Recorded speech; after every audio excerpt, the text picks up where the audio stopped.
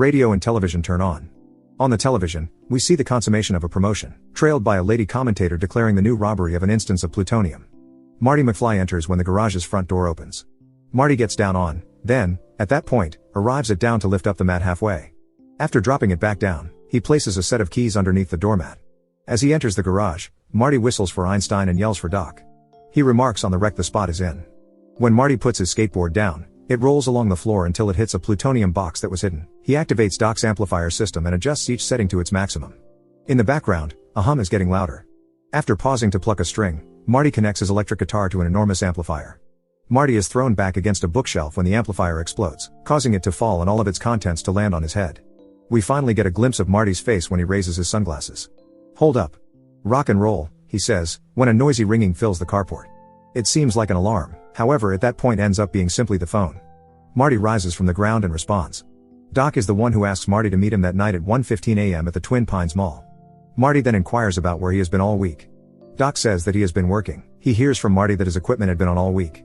Doc tells Marty not to connect to the amplifier, as I recall. There is a small chance of overload, he says. Marty says he'll keep that in mind as he looks at the destroyed amplifier. Doc inquires about the numerous clocks when all of them suddenly start chiming loudly. He is informed by Marty that it is 8 o'clock. Doc is overjoyed by the information because it indicates that his experiment was successful and that all of his clocks are 25 minutes behind, making it 8:25 p.m. and Marty is running late for school. He yells this news into the phone, drops the receiver, grabs his skateboard, and dashes out of the garage quickly. To get around town, Marty hops on his skateboard and skates through the streets, first hopping on a pickup truck and then another Jeep. Outside of Hill Valley High School, Marty arrives. He lands on his skateboard and flips it up into his hand before getting off. He will be met by his girlfriend Jennifer Parker.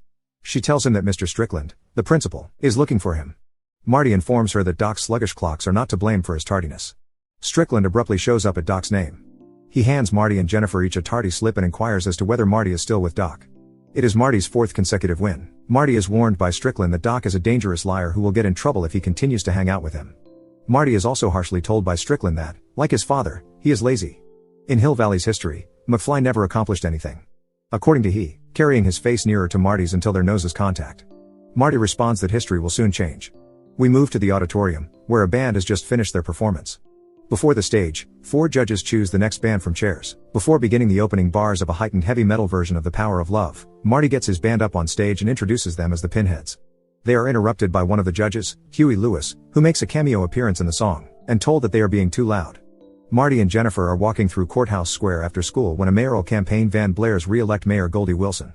As it drives by, over the speakers in it, Marty educates Jennifer concerning how he questions he'll at any point go any place with his music. Marty expresses concern that the record label will reject him, despite Jennifer's efforts to reassure him by stating that he is extremely talented and encouraging him to submit his audition tape. He admires the brand new 4x4 Toyota pickup truck as it is delivered to the Statler Toyota dealership across the street and considers taking Jennifer in it for a weekend getaway to the lake. Jennifer inquires as to whether Marty's mom is familiar with their arrangements for the following evening. She is reassured by Marty that his mother believes that he is camping with the guys and that she would panic if she found out the truth. Marty worries that his mother was likely raised as a nun. He is reassured by Jennifer that she is merely attempting to maintain his respect. As they get closer, a woman shoves a tin can in their faces and yells, "Save the clock tower," just as they are about to kiss. "Keep the clock tower safe." The lady requests that they store cash that will be added to an asset to save the clock tower, which has been frozen at 10:04 since it was struck by lightning at that specific time the evening of November 12, 1955. The City Hall leader would like the clock to be supplanted. The Slope Valley Safeguarding Society imagines that it is a significant piece of their legacy and ought to be let be. In an effort to persuade her to leave, Marty gives her a quarter. She expresses her gratitude to him and gives him a flyer before moving on to more unsuspecting passersby.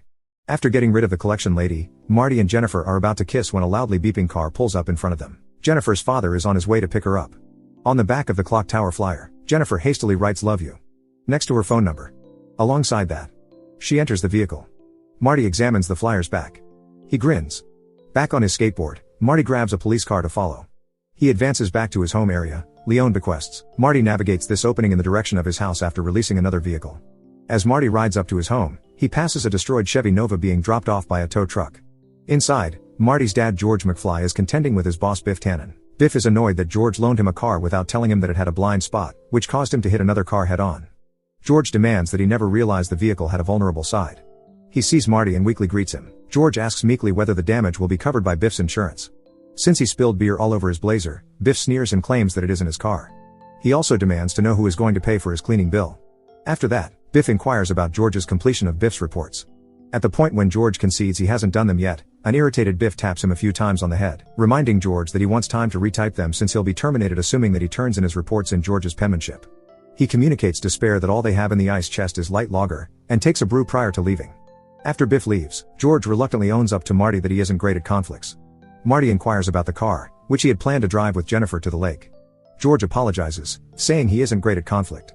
Later, George, his wife Lorraine, and their children Marty, Dave, and Linda join the rest of the McFly family for dinner. A thin cake is dropped onto the table by Lorraine.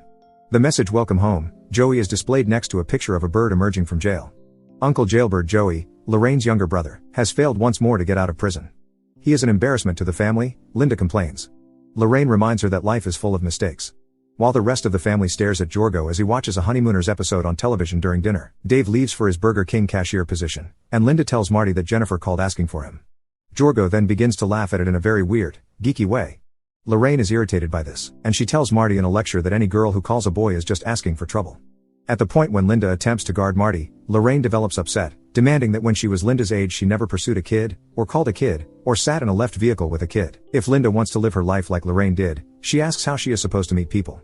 Lorraine explains that it will occur similarly to when she first met George. Linda feigns exacerbation, as Lorraine indeed relates the account of how they met. Supposedly, George was in a tree when he slipped, fell into the street, and was struck by Lorraine's father's car. George has never said exactly what he was doing. Lorraine was so sorry for George that she asked him to the Enchantment Under the Sea dance on the same night that the lightning bolt struck the clock tower after taking him inside and taking care of him. At the point when they had their most memorable kiss at the party, she realized she planned to use whatever remains of her existence with him. Yet again George begins with his unusual, geeky chuckle at the television while the family simply gazes at him in dismay. Marty wakes up after midnight when Doc calls and asks him to come to the lab to get the video camera that he forgot. Marty follows through and makes his way to the Twin Pines Mall. He arrives and discovers Doc's van parked in the parking lot, alongside Einstein, his dog. At the point when Marty welcomes Einstein, the back of the van opens up, and a vigorously changed DeLorean DMC-12 vehicle is through the incline. Doc opens the driver's door and greets Marty before giving him the go-ahead to start recording. Doc buckles Einstein up in the DeLorean and shows Marty the time on the watch in Doc's hand and around Einstein's collar. The time is synchronized for both. After that, Doc locks the door of the DeLorean and takes out a remote control, which he uses to move the car around the parking lot. Doc applies the brakes and accelerates to a predetermined speed after the DeLorean has traveled a predetermined distance from him and Marty before applying the brakes again. At 88 miles per hour, the DeLorean vanishes in a puff of light and electricity, leaving behind 2 fire trails from the smoldering tires. A flash of light is seen from inside the car, and additional fire and lights are set off around it. Doc energetically cheers about the speed his vehicle came to, however Marty is in shock, as it appears to be that Doc has quite recently broken down Einstein. Doc energetically shouts that Einstein is totally fine and that he sent Einstein into what's to come, one moment into the future, to be definite.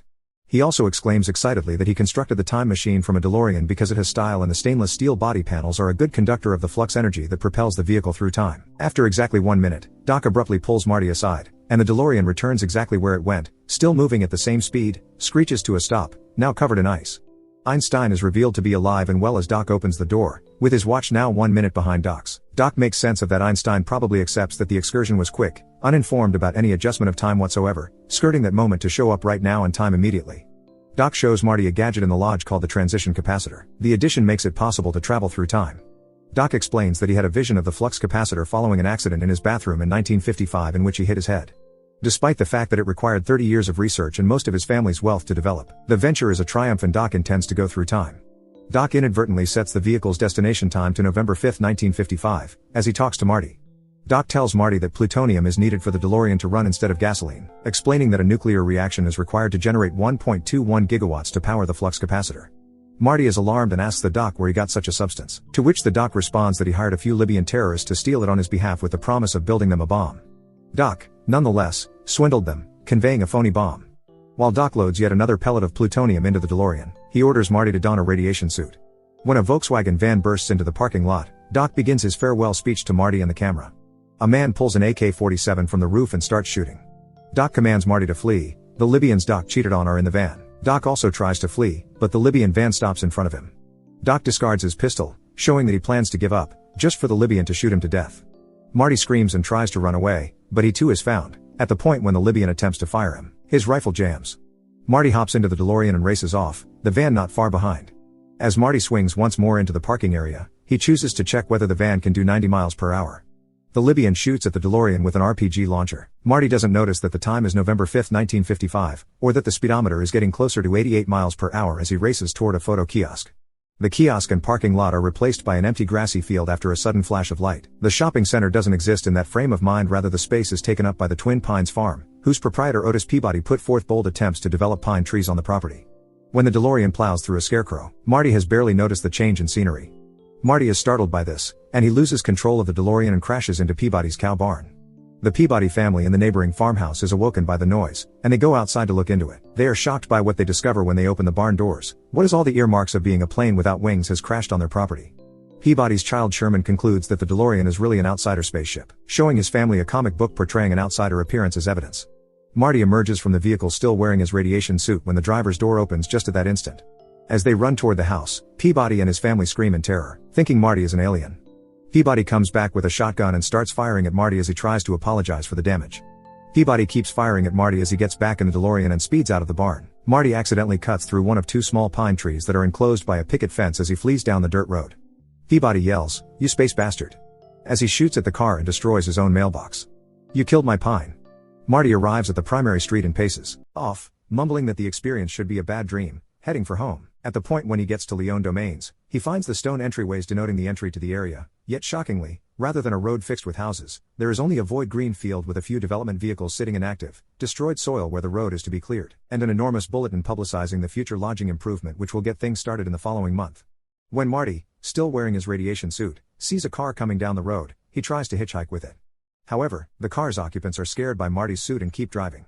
Finding that the DeLorean won't begin, Marty eliminates his radiation suit and pushes the DeLorean back behind the board to conceal it from passing drivers, then sees a sign perusing Slope Valley, 2 miles. Marty is able to reach Hill Valley's central business district within about an hour. Marty's 1955 Hill Valley is vastly different. Instead of a parking lot, the courthouse square is a real garden with a memorial to Korean War veterans. The Essex Cinema is showing Cow Sovereign of Montana, 1954, rather than a porno film.